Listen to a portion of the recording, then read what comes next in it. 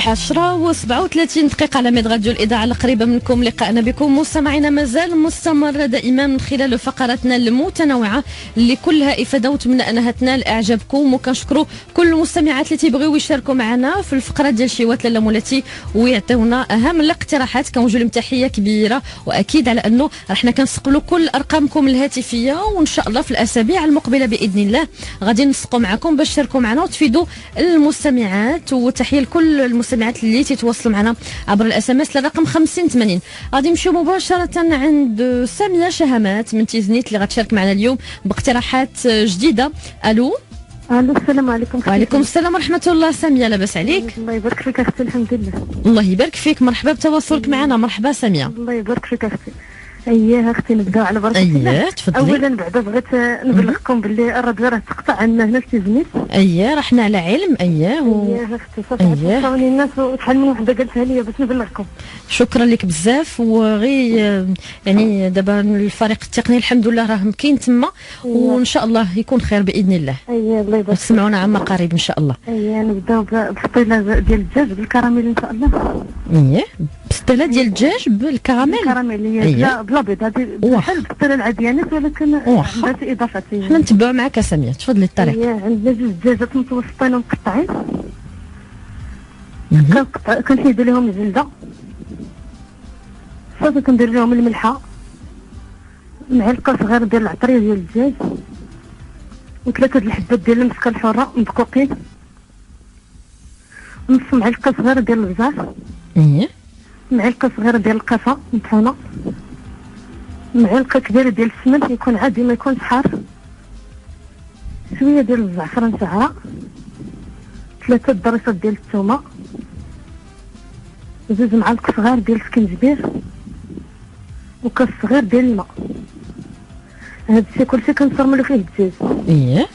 كنفرملوه كنخليوه يبات ليله كامله ولا على الاقل غير ساعتين. ملي كيرتاح كنفعلو عليه العافيه وكنخليوه على عافيه مهيله، وحنا كنقلبوا دوك الطريفات ديال الدجاج حتى كيشربوا داك العطريه وما كيبقاش داك الماء. المهم كيشربوا داك. هي كنزيدو كاس ديال الزيت والروميه ونبقاو نقلبوا حتى كيتقلى داك الدجاج من الجوين. المهم كنقلبوا دوك الطرف، حيت الدجاجه كنقطعوها على 4، كل وحده كنقطعوها على 4 ديال الطرف كبار. ملي كيتقلاو في داك الزيت كنزيدوا واحد الكاس ديال السنيده مخلوط مع معلقه صغيره ديال القرفه، كنزيدوا فوق دوك الطرف ديال الدجاج. واخا هو اللي كيعطينا داك لوغو ديال الكراميل. ديك السنيده كتعطينا داك لوغو ديال الكراميل. وكنغطيو الطنجره وكنخليو ديك السنيده حتى كتذوب. ملي كتذوب كنعريو على الطنجره وكنزيدو كاس كبير ديال الماء.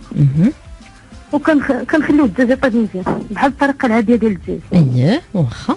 ملي كيطيب كنحيدو داك الدجاج من المرقه، والمرقه اللي كتبقى لينا كنزيدو عليها كيلو ديال البصله مقطعه.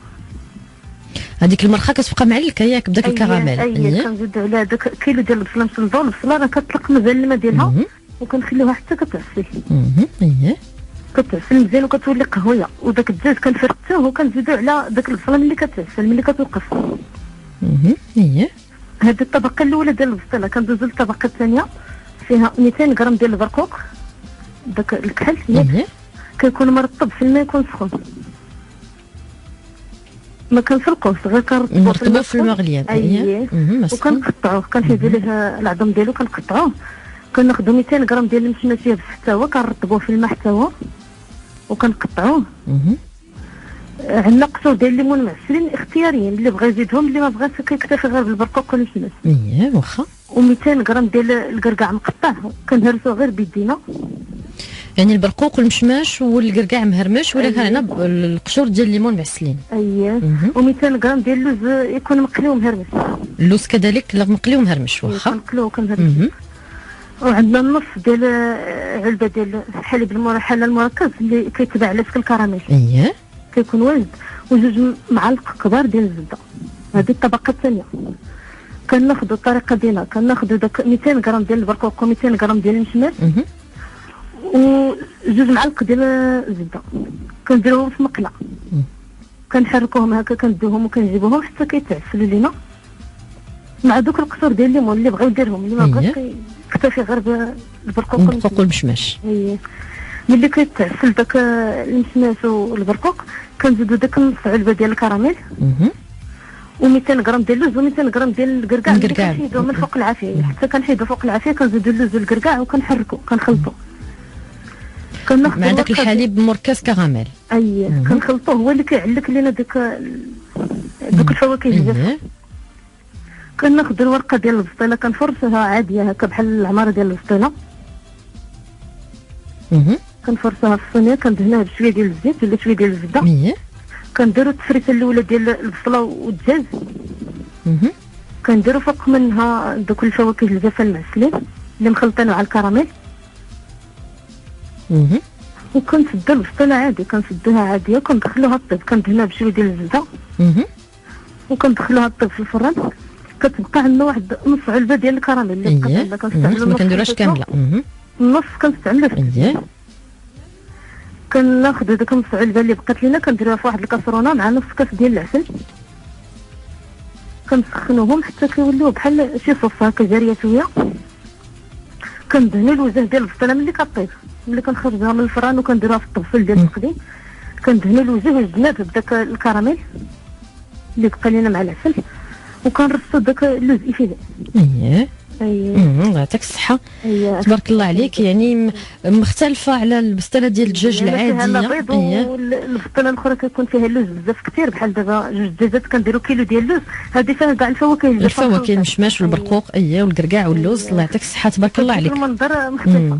واخا نوصلوا باقي الاقتراحات تفضلي. اختي عندنا حوته معمرة بلدند. كناخذ واحد الحوته تكون كبيرة ومنقية تقريبا كيلو ونص. كنحلوها من الجهه ديال الظهر كنوصلو مول الحوت يحلها لينا من الجهه ديال الظهر.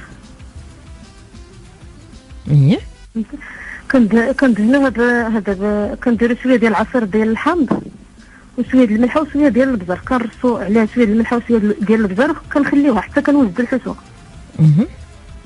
عندنا جوج بصلات مسلوطين كنديروهم في مقله مع شويه ديال الزيت وشويه ديال الزبده وشويه ديال الملحه حتى كتسحر لينا البصله وكتصفر لينا.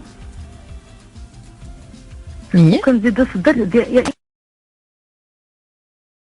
ولا 300 غرام ديال الصدر ديال اللدند مقطع كيكون مقطع رقيق. كنديرو معاه جوج ضروس ديال الثومه محكوكين وحنا كنسحرو حتى كيبان لينا داك اللدند ولا الدجاج طاب. كنزيدو الزيتون الخضر مقطع وربع حامضه مصيره مقطعه حتى هي رقيقه ونص باكيه صغيره ديال الجرمسل مطلوقه في الماء سخون ومقطعه حتى هي ومصفيه ومقطعه. كنزيدو شويه ديال الغزار وشويه ديال الملح على حسب الذوق. صافي الحوته واجده.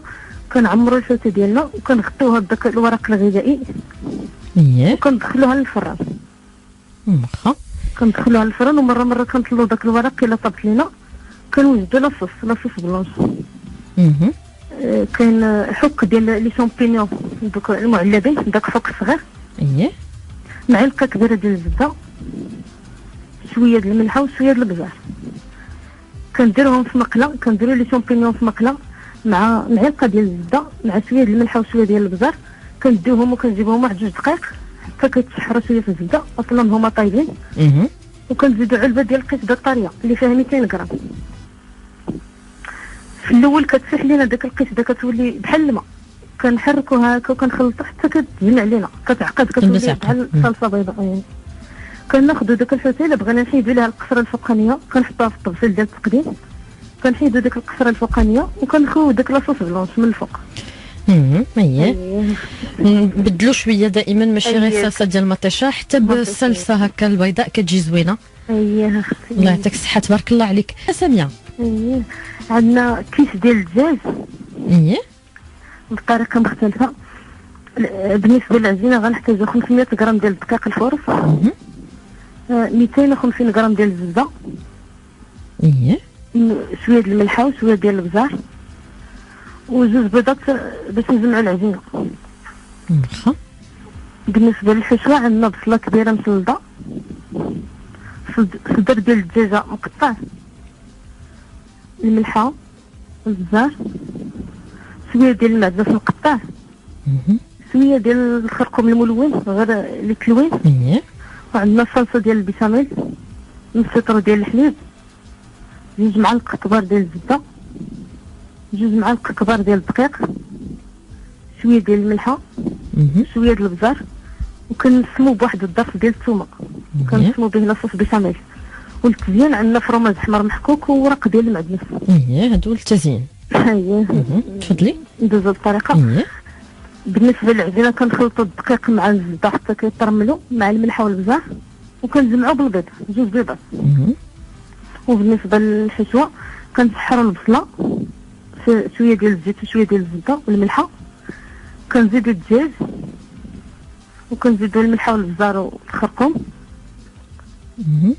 كنزيدوا المعدنوس، كنسحر كل شيء حتى كيطيب لنا الدجاج مزيان، وكندوزو لاصوص بيشاميل. كندوبو 2 معالق ديال الزبده في كاسرونه حتى كتذوب، وكنزيدو عليها 2 معالق ديال الدقيق الفورص، وكنزيدو نص لتر ديال الحليب، وحنا كنخلطو هكا بالفوي ديال اليد حتى كيتخلطوا حتى كيتخلطوا مزيان، غتبدا الصلصه تعقد لينا. كنزيدو الملحه والبزار في الاخر، وكنحكوا عليها بريس ديال الثومه حتى كنحيدوها من فوق العافيه، عاد كنحكوا الثومه وكنرجعوا لها داك الخليط ديال البصله والدجاج اللي طابع عندنا في المقله، كنزيدو على لا بيشاميل. كناخذوا النص ديال العجينه كنسرحوها فوق الطبله، وكنلبسوها المول ديال لاطارت، المول اللي كيتحل ديال القراصه ولا الاخر اللي كيطلع هكا.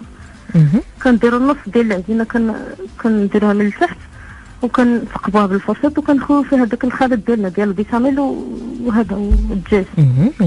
كنحكوا الفرماج احمر من الفوق، وكناخذوا العجينه اللي بقات لنا كنقطعوها على شكل شرائح هكا، على شكل شرائط طوال، كنديروهم هكا بالطول وبالعرض بحال شي شبكه. هكا سميطات هكا من سميطات هكا من الفوق متشابكين.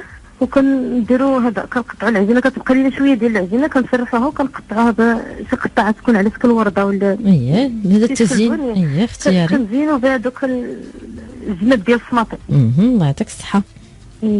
تبارك الله عليك. كندخلوها للفران هكا حتى كتحمر، كنسعدوا عليها من التحت بحال الطياب ديال لاطارت، كطيب من التحت، من بعد كتحمر من الفوق، كنزوقوها بورقه ديال المعدنوس. واخا. تبارك الله عليك. مازال عندك شي اقتراح ساميه؟ كاينه بسبوسه بالبيستاش. واخا ناخذوا البسبوسه. عندنا 3 ديال البيضات،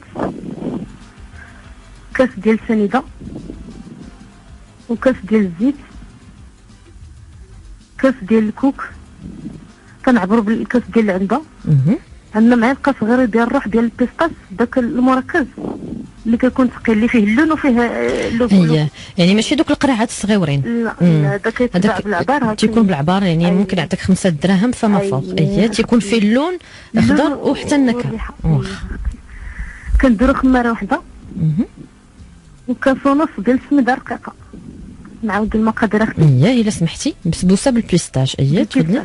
3 ديال البيضات، كاس ديال السنيده، كاس ديال الزيت، كاس ديال الكوك، معلقه صغيره ديال الروح ديال البيستاش، وخماره واحده، كاس ونص ديال السميده رقيقه. والتزيين كيكون عندنا شويه ديال العسل، ما كنسقيوهاش بزاف، غير كندهنوها من الفوق. وعندنا الكوك كنلونوه بالملون خضر. دابا نوريكم الطريقه ديالو. في الاول كنخلطوا الخليط غير بالخلاط ديال اليد، غير بالفوي، 3 د البيضات مع السنيده مع الزيت مع الكوك وهذا والروح ديال البيستاش. في الاخر كنزيدو الخماره وكاس ونص ديال السميده رقيقه، كندهنو شي مول هكا طويل ديال الدجاج داك المستطيل، كندهنوه بالزبده وكنرشو عليه السميده رقيقه، وكنخوي الخليط ديالنا. الخليط كيكون اللون ديالو بيستاش، كيكون خضر شويه. كندخلوه للفران حتى طيب، ما كنخليوهاش تحمر بزاف باش ما يمشيش ليها داك اللون. المهم غير طيب، كنخشيو موس هكا وكنخرجوه، كنلقاوها طيب كنخرجوها، كندهنو الوجه ديال هذا العسل هكا، تقريبا واحد زلافه صغيره ديال العسل، وكنرشو داك الكوك من الفوق. داك الكوك كيكون خضر، كناخذ الكوك تقريبا كاس ديال الكوك، كنديروه في ميكا بيضاء، وكنديروا عليه الملون خضر، غير الملون اللي كيكون في قرعات صغار. كنديرو على حسب اللون اللي بغينا. الا بغينا اللون خضر بزاف كنكثروا الملون من المعلقه، يعني الا بغينا غامق بزاف هذاك اللون الخضر في الكوك. وكان كنديرو هكا، كنسدو ميكا بيدينا هكا وكنحركوها ما بين كتخلط مزيان الكوك. فكتخلط وكيتلون كله. كنخليوه في شي بلاصه حتى كينشف صافي، وكنستعملوه هكا في التزيين.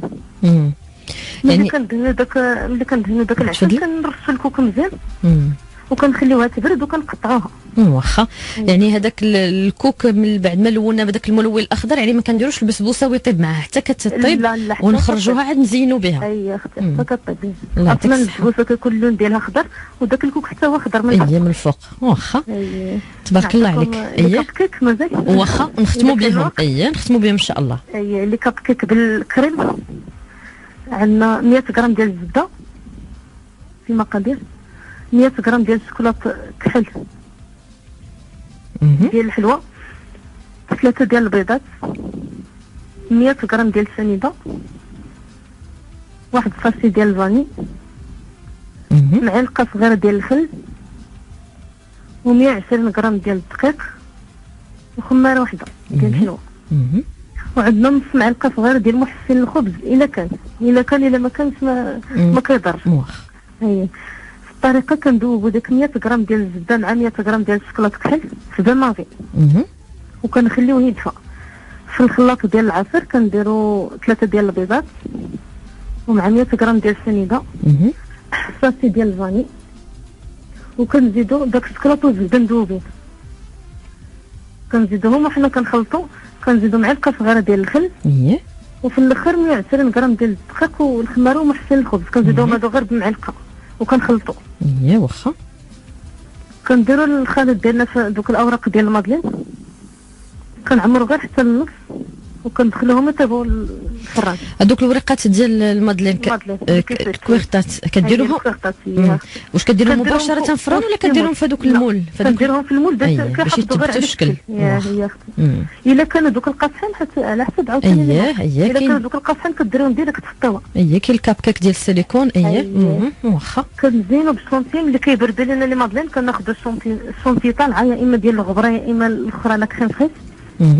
كنطلعوها وكنديروها وريضات هكا من فوق من لي كاب كيك، وكنديروا دوك الدوائر ديال الشوكولاط. كنديروا غير الشوكولاط كحله كندوبوها وكنديروها في دوك لي مول ديال السيليكون على شكل دائري حتى كتقصح لينا. كنحيدوها وكنزوقوها هكا من الفوق. واللي بغى بالنسبه للصور وهذا راه غنصيفطهم لك وديرهم في ان شاء الله ديالكم ولا الصور ديال هاد الاقتراحات. بارك الله فيك. تبارك الله عليك لاله ساميه. يبارك فيك اختي. شكرا لك بزاف في اي وقت. بارك الله فيك. شكرا لك بزاف ساميه شهامات من تيزنيت على تواصلك معنا وعلى المشاركه ديالك الفعاله بكل هذه الاقتراحات المميزه جدا واللي هي سهله في المقادير. وكيف ما تبعنا مع ساميه من تيزنيت يعني طريقه مبسطه جدا واقتراحات مختلفين. نتمنى انكم يعني تكونوا سجلتوا معنا هذه الاقتراحات ان شاء الله وتوجدوهم للافراد الاسره ديالكم بالصحه